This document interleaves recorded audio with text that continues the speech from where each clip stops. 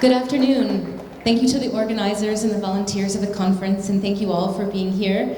Today I'm going to present some fairly new research, so I look forward to your comments and questions about it. So I took this picture in 2011 as I was leaving Belize, having done my dissertation research. You might recognize this photo. It's at the dump junction, facing west, just as they were starting to build the road that connected Dump to Halakday in the Toledo district. Yeah, you recognize it? So as I was leaving, I asked the community members, what do you think about this road that's going to be paved? And this is a response that I got that I thought was very, very smart. I think it's a little bit good and a little bit bad. That's what the road's going to be. And I thought, well, maybe this is a really good way to think about changes in general, not just the road, right? That the changes are a little bit good and a little bit bad. So the road, a lot of people said, oh, it's going to be really good. You know, we can go fast to town, to PG. It's going to connect us. It's going to be a very positive thing, right? A lot of development changes we think are very positive. And then I'm an anthropologist, and I'm studying heritage and health and the connections between traditional practices and health. And so there's the risk that I'm going to say it's really bad, right? This is bad. You know, we want things to stay the same. Heritage is good. We don't want things to be different. But actually, all changes are a little bit good and a little bit bad, right? So as I left Belize, I started to think about this. Okay, things are a little bit good, a little bit bad as they're changing. And I went home and I analyzed my data, and I was sad because I was missing Belize. And I wrote this book, and I came up with a framework. So my data that I'm analyzing is the connection between heritage practices and health, as my introduction stated. Thank you. So I was thinking about how we could understand how traditional ecological practices affect health. What is the relationship there? So I'm looking at the data, and I came up with this framework of analysis. And if you want to read more about that, I can talk to you more about that. I've presented it at an earlier version of this conference, the Belize Archaeology and Anthropology Symposium, so I won't repeat myself. But the framework, basically, to understand this research is called Embodied Ecological Heritage. And what it is I say that heritage is not simply a list or a collection or idea. So sometimes we think, okay, traditional knowledge, it's a list of plants. If you know all these plants, you know your tradition. I'm saying it's not just that, right? It's more than that. It's manifested in the present, in the body through practice. So it's basically what we do with our bodies, is our heritage. And as such, it's critical for the continuity of wellness. So if you're thinking about a well body and what it's doing, it's practicing heritage. So I started to think about those two things together, right? These changes that were going on in Santa Cruz and this analysis that I was doing of the data and this framework. And I asked the question, can this embodied ecological heritage framework help us understand how communities and individuals stay healthy during times of change? So can heritage be kind of like a buffer? If you change and you want to stay healthy through these changes, can practicing heritage act as like a buffer? So I was thinking about changes in lots of different ways. Okay, so these are some of the dimensions of change that I'm engaging with this new research. There's environmental changes. We're all aware of climate change, these sort of large-scale changes. Smaller changes like environmental regulations, the creation of conservation areas that forces people to sort of change their traditional practices. Economic changes, education, more and more students I was noticing in Santa Cruz were going to high school. What are those kinds of changes in terms of the jobs they're going to get? What are they going to do after education? This idea of reciprocity or traditional economic systems and how those intersected and how those were changing. These traditional reciprocal systems were changing. And spatial changes, working away, so people leaving villages to go work maybe in resorts and maybe coming back, and immigration, folks that are leaving Belize to go to other places. So all of these kinds of changes are sort of happening simultaneously, and I was wondering if embodied ecological heritage could help understand them. So I wanted to talk a little bit more. I'm going to go through some examples of ways that my research has sort of shown or helps us talk about these ideas. But this idea of practice and identity. So the way I use the word practice, some of you probably understand practice as when you're young and you want to learn how to do something, like maybe play a sport or a musical instrument. You have to practice, right? You have to do it over and over again. And eventually, you might have heard it becomes like second nature, right? So your body almost changes, so your muscles know what to do, right? Your body is like, you practice it. So So that's how I'm using this word practice. You move your body and it changes and it remembers how to do things. So these are some young ladies in Santa Cruz. This young lady on this side is going to collect chikai, which is a flower, an edible flower. She's doing this in the forest before she goes to school. And these young ladies, you can see, they're on their way to school. They have their backpacks. The one young lady in her school uniform, and they've caught a turkey for their mom before they went to school. So they're combining these sort of traditional practices and their education in this picture, these pictures. So I started thinking about these things, and I'm thinking about practice and identity and what people do through all of these different changes. And then I got a job in New York City as a professor, as was stated. And I missed Belize a lot, and I would come every year, and I've stayed in touch with everybody that I know here, as many of you know. But I wanted to include my students in New York, and I've brought them to Belize, but I can't bring all my students to Belize. And so I wanted to see if this embodied ecological heritage framework, if I could include my students in the research in testing it in New York. And so I began working with this young lady on this side here in Brooklyn. She's a Garifuna woman originally from Dangriga, and she heads a cultural heritage organization, or a group of a collective in Brooklyn, New York, where she continues to practice her traditions, right? So here she's showing me a coconut grater, used to grate coconut. And she made a point of telling me that this grater is not something that she would ever make in Brooklyn. It was very important that it's made here in Belize and it's taken to Brooklyn. And it keeps that connection. A few of the presenters have talked about like maintaining those connections, right? Between Belize and New York. So this is her mother, who I met later. So I met her first in New York, and she said, go see my mom. So I went to Dangriga and I found her mother. And so I started to talk about how the traditions are transferred and how they're maintained in these new environments. And the quote up there is, my mother don't like pills, that's why she's 96. So she's referring to using tradition and traditional plants as opposed to new biomedical opportunities. So she's 97 now, and I just learned that she had to move into a home. She's in San Ignacio now. And when she moved into the home, they did an intake, like an intake medical examination, and they found out that she doesn't have anything wrong with her, right? She's 97, so she just needs a little help getting around. No diabetes, no high blood pressure, nothing, right? So I'm gonna go see her tomorrow.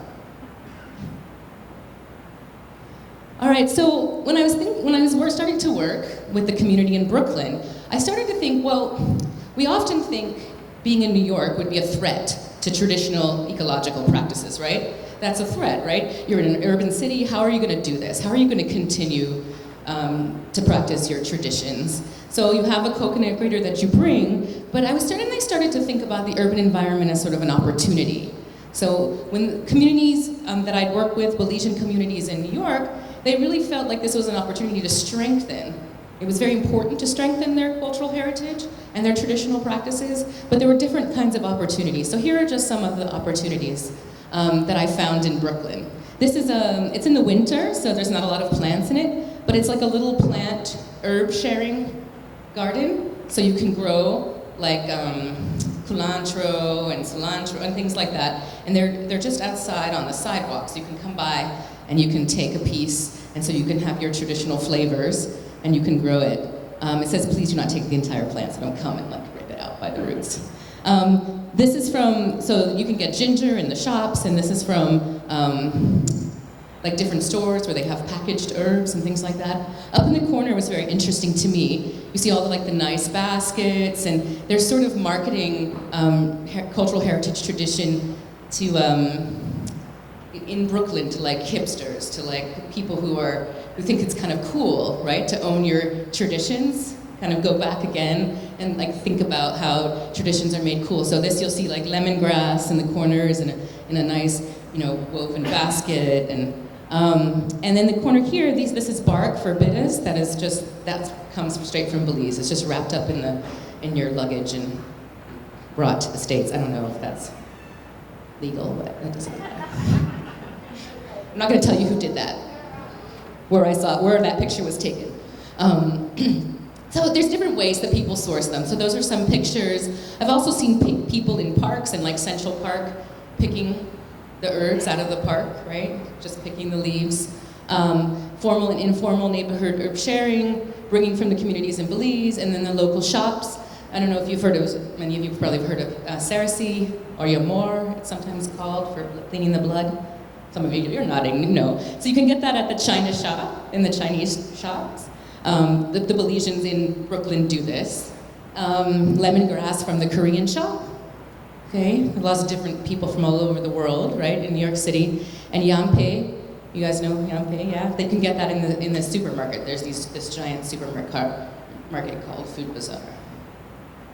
So, on one of my trips back to Belize, I met this gentleman, and kind of sourcing your heritage in different kinds of ways. So practicing your heritage still, but doing it in the present, sort of remaking it in different kinds of ways, is happening here in Belize too. It's not just in New York, right? So this gentleman in Dangriga found this herb, and he said the reason that he sort of rediscovered it, it was a heritage, like his granny used to use it, but then he sort of rediscovered it because the Chinese folks in Dangriga were growing it.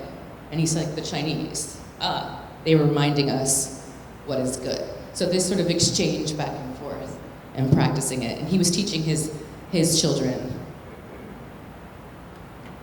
All right, so I'm going to talk a little bit about economic changes. These are two gentlemen from Santa Cruz that are working on keycocker at the moment. So when you're working on keycocker, they can carry some things with them. So different kinds of peppers that come from Santa Cruz, different traditional ways of seasoning food they take. But there's also this idea that you need to go back home and have your traditions, right? I need to go back and have my caldo. So she has it waiting for me. That's this gentleman's mom. And then Wilmer, I don't know if anybody knows Wilmer, but he was one of my best students in 2009 when I used to teach Saturday classes in Santa Cruz about traditional environmental and cultural heritage, which is kind of a strange thing to do for me coming. I would learn it from the grandma and then teach it again to the children, but it was a nice conversation. I learned a lot in that process. So he was very, very interested in knowing the plants and understanding his traditional ecological practices. And then he was the best student in the traditional classes, and he went on to be a very, very strong high school student and is now working in keycocker to save money to start here at UB in nursing. Okay. So he always makes a point when he's in keycocker to go home to Santa Cruz and make sure that he's there to help with the cacao, to help with the corn. So he still understands how to do all of that. So he sort of balances those two knowledges. So it's a way to sort of balance, even with through the change, these economic changes, and this spatial change of him being in keycocker, he still keeps his practices. And it's not just young people that are undergoing changes. Okay, so this is one of the older ladies in Santa Cruz, and she's using the jippy japa to make these baskets. So this is, I don't know if you probably are all familiar with these baskets, and the baskets are sold so the ladies can make a little cash income, but they're using forest products. So this isn't a traditional basket, and sometimes when I present this work, they're like, well, heritage, this isn't heritage, because these kinds of baskets were never made by Maya people. In the 80s, they were used. They were taught, I guess, the ladies in the Maya communities to make these baskets. And I said, well, no, actually, the way I think about heritage is they are heritage, because they're going into the gentlemen go in the bush, they pick the jippy japa, they bring it, and the ladies are reinventing their heritage, right? It's through practice. So they're changing their bodies, and they're using their bodies, and they're making this. So it's sort of an updated way to practice heritage. All right. So I wanted to talk a little bit about changes in labor, another way, an economic change. And this is something that is practiced in my communities, reciprocal labor. I'm sure many of you know or understand it, where people come together and they build a house or they plant corn, and then they exchange days of work. So after they do that, then the person that you've invited will invite you to help them. And this is how large jobs get done without cash, without necessarily using cash. So there's an interruption in the reciprocal labor, as you can imagine, if the young boys are out and they're in Kikaker and they're working, or maybe they're at UB, or they're even at high school, it's difficult to maintain the system through all of these changes. So again, people do realize, as evidenced by the quote, you don't work because of money, do things for love, to have a happy life. So working together in this way is related to being well, to being healthy, to being happy, which is related to the framework that I'm discussing. Okay, so back in New York, this is a cassava drink that's made by this Garifuna lady in New York.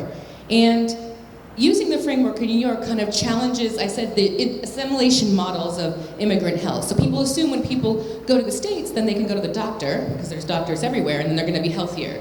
And so what this research shows is it seems to be the opposite is happening, right? So if you go and you maintain your traditions, then you're actually healthier. All right, so she says, take care of your mind, body, and soul, try to be stress-free, drink herbs, do your traditions, right? So these things that are sort of typically thought of as healthy practices are in a list with traditions, with heritage. So it sort of supports what the research has been showing. And this is an interesting model too. So my research really focuses on everyday practices and not on just cultural festivals, because we all like cultural festivals. They're super fun to go to. They're fun in New York. There's lots of festivals.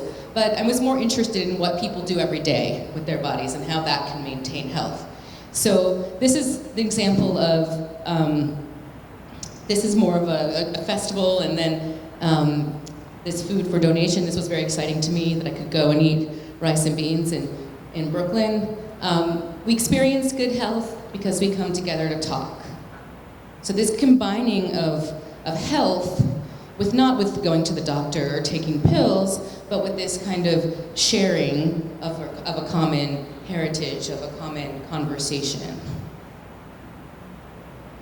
And then we're back in Santa Cruz here with a response to using heritage practices, but responding to environmental changes, right? So this is our first time planting bosh holoch. So bosh holoch just means dark husk. So if you see the dark husks on the corn. This seed in Mopan, if you're wondering what language that is, the seed we kept from before, the breeze came and blew it all away. So this is sort of responding with a different variety of corn, but still maintaining the heritage practice of planting corn.